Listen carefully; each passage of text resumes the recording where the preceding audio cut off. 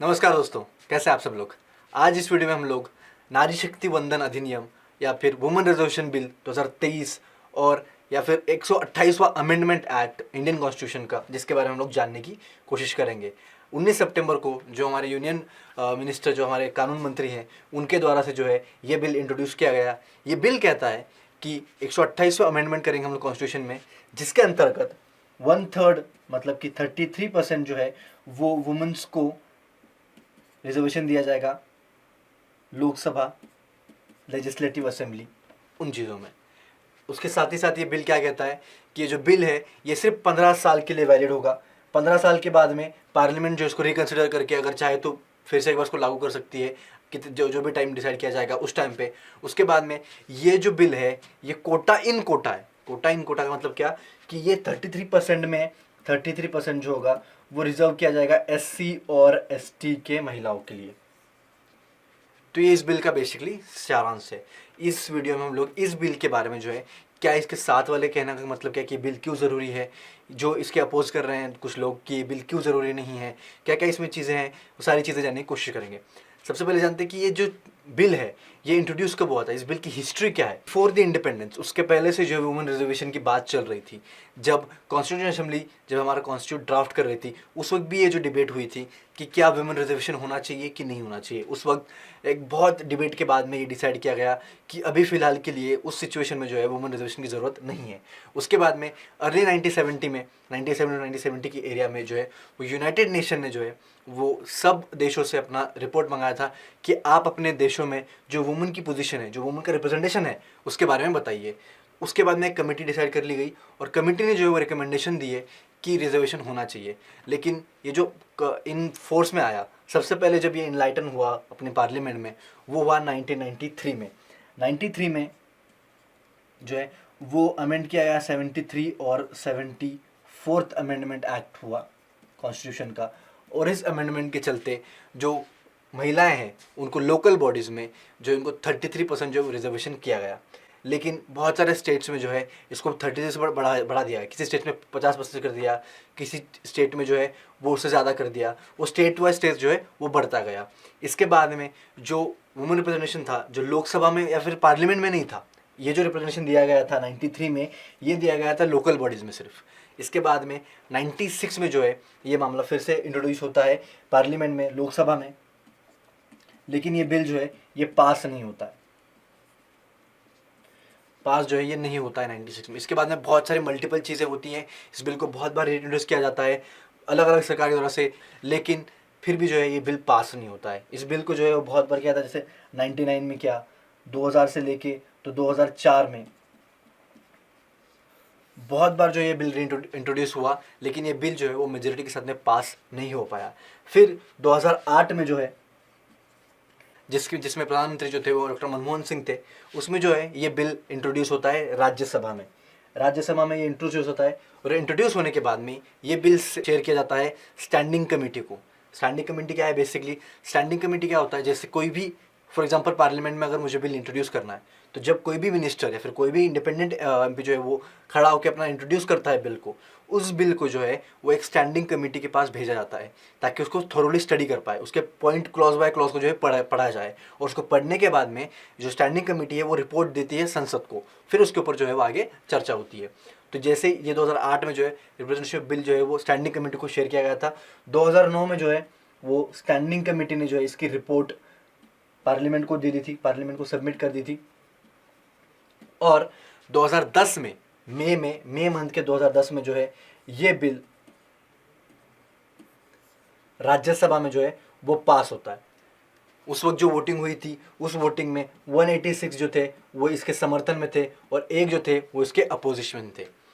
तो राज्यसभा में ये बिल 2010 में जो ये पास होता है। फिर इसके बाद में ये जो बिल है ये लोकसभा में पेश नहीं किया जाता है। क्यों नहीं किया जाता है उसके भी अलग अलग मतलब कहने की सरकार की जो है मेजोरिटी नहीं थी, या फिर वो उसमें लाते तो वो फेल हो जाते, इसलिए जो है वो लोकसभा में जो है इस बिल को जो है वो पास ही नहीं किया गया। लोकसभा में इसके बारे में डिस्कशन ही नहीं हुआ। डिस्कशन ना होने की वजह से जो लोकसभा में बिल 2014 में जो है वो लैप्स हो गया। क्योंकि जैसा हम लोग जानते हैं कि लोकसभा जो है वो डिसॉल्व हो सकती है, राज्यसभा ये परमानेंट हाउस है पार्लियामेंट का, बट लोकसभा जो है ये डिसॉल्व हो सकता है, वो परमानेंट हाउस नहीं है। जो अभी की हमारी लोकसभा है वो 17वीं लोकसभा है। अभी की जो करंट लोकसभा हमारी चल रही है वो 17वीं लोकसभा है।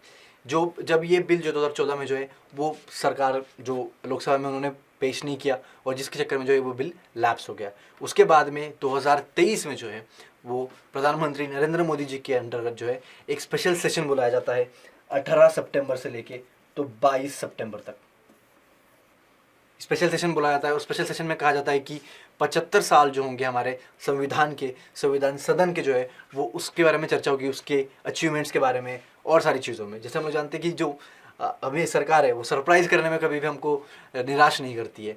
तो 18 सितंबर से 22 सितंबर जब ये स्पेशल सेशन बुलाया गया, 18 सितंबर के दिन जो है वो पुरानी सदन से नए सदन में जो है वो शिफ्ट कर लिया गया, और पुरानी सदन का नाम जो है वो संविधान सदन रख दिया गया, और नए संसद में जो है हमारा आगमन हुआ। नए संसद में 19 सितंबर को जो है ये वुमेन रिजर्वेशन बिल 2023, जिसको हम लोग नारी शक्ति वंदन अधिनियम कहते हैं, उसको इंट्रोड्यूस किया गया। उसको इंट्रोड्यूस करने के बाद में जो है ये बिल लोकसभा और राज्यसभा दोनों में जो है वो थम्पिंग मेजोरिटी से जो है वो पास हुआ। लोकसभा में जो है इसके टोटल वोट्स मिले 454, और इसको अपोजिट किया 2 लोगों ने, और राज्यसभा में जो है वो 215 लोगों ने जो है इसको सपोर्ट किया, और 0 थे, किसी ने भी इसको अपोज नहीं किया। तो ये बिल फिलहाल के लिए जो है वो राज्यसभा और लोकसभा से पास है, और ये बिल प्रेसिडेंट के पास भेज दिया गया है उनके असेंट के लिए, क्योंकि आप जानते हैं कि कोई भी बिल बिना प्रेसिडेंट के असेंट के, बिना प्रेसिडेंट के सिग्नेचर के जो है वो बिल पास नहीं, या फिर वो बिल लॉ नहीं हो सकता। तीनों की चीज़ें, जो तीनों का पास होना जो है बहुत ज़रूरी होता है। तो ये तो बिल का पूरा सारांश है कि ये बिल की हिस्ट्री कैसे थी, कब ये इंट्रोड्यूस हुआ था, कैसे ये पास हुआ। अब देखते हैं कि इस बिल के जो है वो 7 वाले जो हैं, फिर बिल के जो समर्थन है, ये बिल इतना ज़रूरी क्यों है, ये बिल लाना इतनी ज़रूरी क्यों था। सबसे पहले तो कहते हैं कि जो वुमेन रिप्रेजेंटेशन है हमारा, जब इंडेक्स की गई थी वर्ल्ड की, जिसमें से वर्ल्ड इंडेक्स में जो है वो हमारा जो रैंक है वो 48 नंबर पे आता है। मतलब हम लोग बहुत पीछे हैं। जो हमारे नेबर कंट्रीज़ हैं, पाकिस्तान है, बाकी सारी जो कंट्रीज़ है, उनमें से उनसे भी हम लोग पीछे हैं वुमेन रिप्रेजेंटेशन में। तो इसके लिए जो है ये वुमेन रिजर्वेशन आना बहुत ज़रूरी था, जिसके चलते जो वुमेन है हमारी कंट्री में, जो हमारे महिला हैं, उनके रिप्रेजेंटेशन बढ़े पॉलिटिक्स में और वो आगे आए। दूसरी चीज़ है वुमेन एम्पावरमेंट।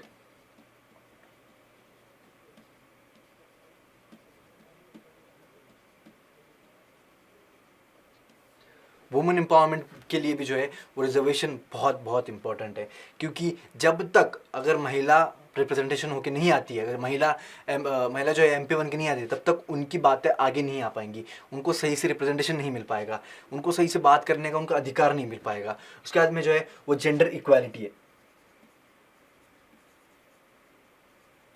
जेंडर इक्वालिटी कैसे? अभी फ़िलहाल के लिए हमारे देश में जो वोटर्स की जो संख्या है वो 49% जो है, लगभग हम लोग कह सकते हैं कि 50%, मतलब आधी जो वोटर्स हैं वो महिलाएं हैं, लेकिन उनका रिप्रेजेंटेशन जो है वो सिर्फ फ़िलहाल के लिए 15% है। फ़िलहाल के पार्लियामेंट में जो महिलाएं हैं जो रिप्रेजेंट करती हैं इंडिया को, वो सिर्फ 15% है, लेकिन वोटर्स 50% है पूरे के पूरे। तो ये बहुत बड़ा मेजर डिफरेंस है इसके बीच में। तो इसको काउंटर करने के लिए जितने महिलाएं हैं उतने ही जेंट्स होनी चाहिए, फिर जितने जेंट्स हैं उतनी ही महिलाएं जो हैं वो रिप्रेजेंट करनी चाहिए हमारे इंडिया को, हमारे देश में।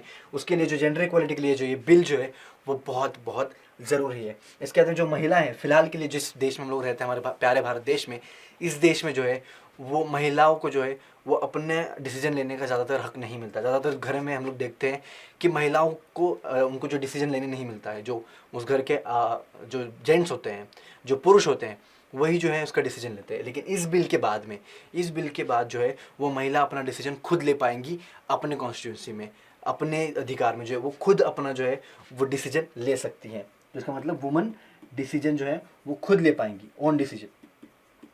उसके बाद में क्या है, उसके बाद में जो महिलाओं के लेके इश्यूज जो निकलते हैं, महिलाओं के लेके जो भी चीज़ें करनी होती है, उसमें जो है बढ़ावी आएगी, उसमें जो बढ़ोतरी होगी। क्योंकि अगर कोई वुमन जो है अपने लिए अगर कुछ करना चाहती है, अपने समाज में वुमेंस के लिए कुछ करना चाहती है, तो वो ज़्यादा एफर्ट्स लेगी, वो और अच्छे तरीके से करेगी और अच्छे तरीके से उसको पार कर पाएगी, जिससे जो है हमारे इंडिया में जो है वो विकास हो पाएगा।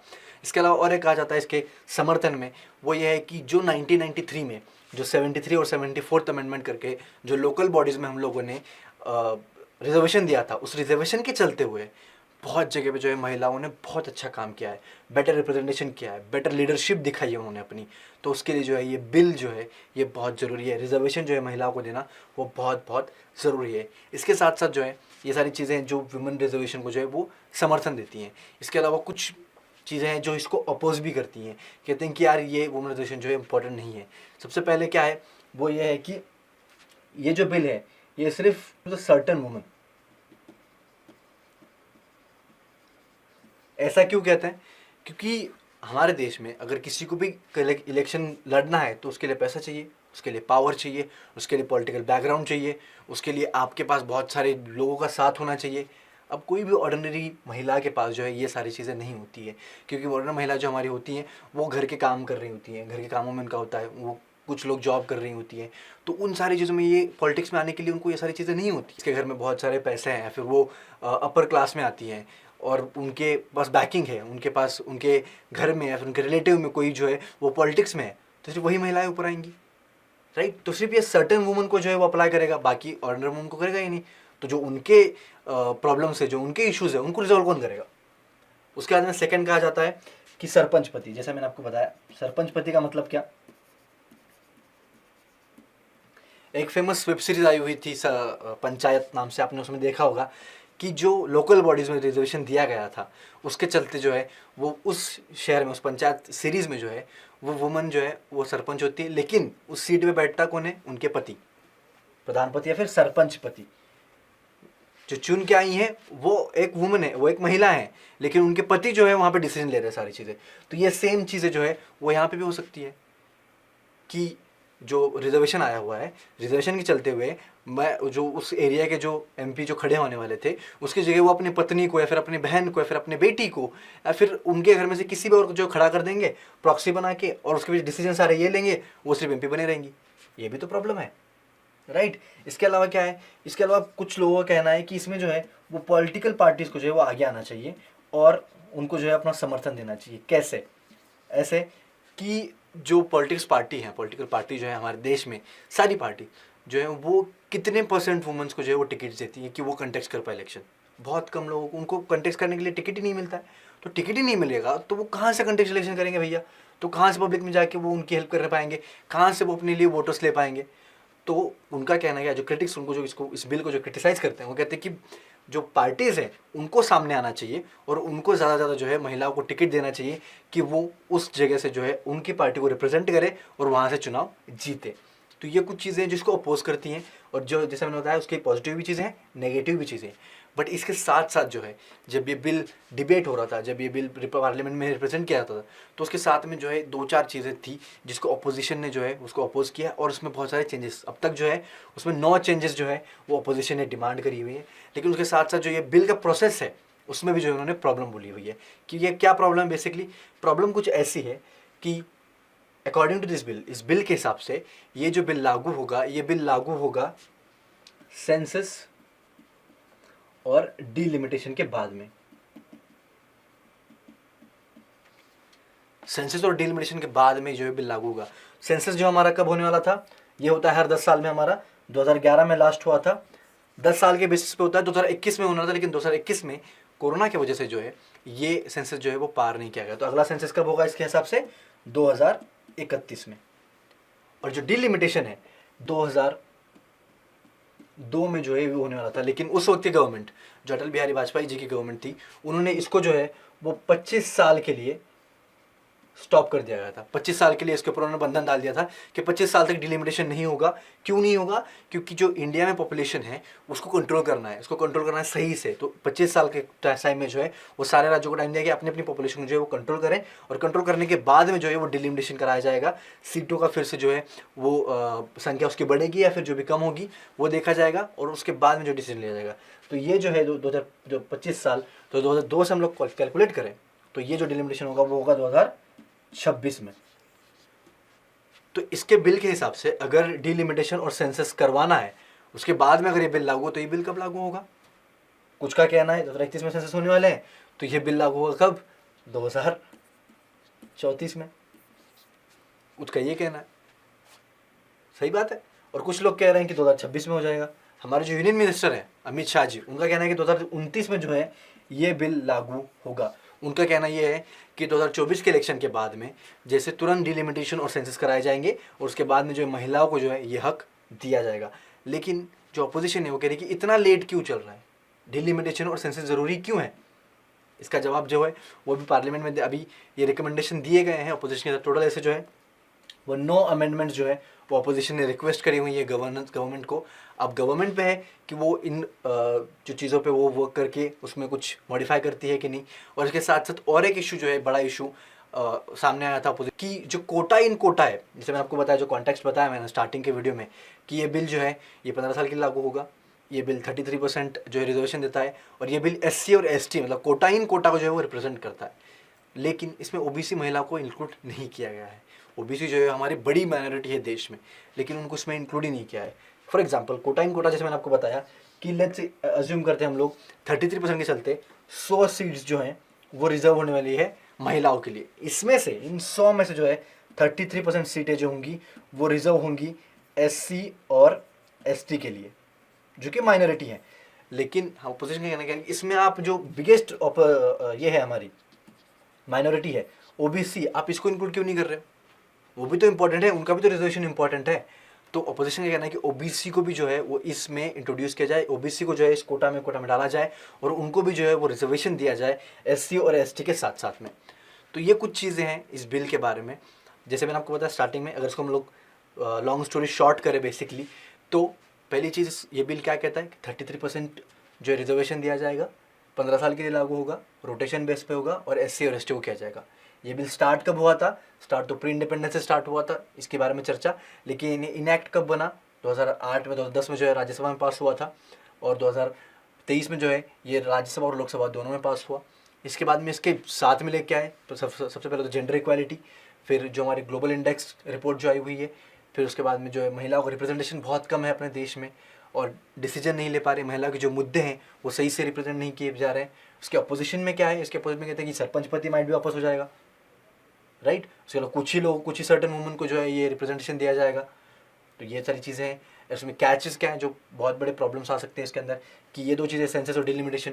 सेंसस जो है अगर हम लोग उसको देखें साल के साल 2011, 2021, 2031, डिलिमिटेशन जो है हमारा 25 साल के लिए जो उसको होल्ड किया गया था कि 25 साल तक डिलिमिटेशन नहीं होगा 2002 में, 25 साल के जो 2026 में जो ये होने वाला है, राइट। 2026 में होने वाला है, मतलब 2024 का जो इलेक्शन है हमारा जनरल इलेक्शन लोकसभा का, उसमें वुमेन को रिप्रेजेंटेशन मिलने वाला ही नहीं है, रिजर्वेशन है ही नहीं उसके अंदर। रिजर्वेशन जो होगा मोस्ट प्रोबेबली होगा 2029 में या फिर 2031 में। हमारे होम मिनिस्टर खुद कह चुके हैं कि 2029 तक जो है ये रिप्रेजेंटेशन नहीं मिलेगा, 2029 में ही मिलेगा। तो ये कुछ कहानी है वुमेन रिजर्वेशन बिल की और नारी शक्ति वंदन अधिनियम इस बिल की। तो आई होप इस वीडियो से जो आपको आइडिया मिल चुका होगा कि ये बिल क्या कहता है, ये बिल के क्लॉज क्या है, ये बिल के पॉजिटिव क्या है, बिल के ऑपोजिट क्या है, आप किस साइड से हो और क्या इसमें चेंजेस होने चाहिए। आई होप आपको ये वीडियो अच्छा लगा होगा तो प्यार देना जरूर मत भूलिएगा। Thank you.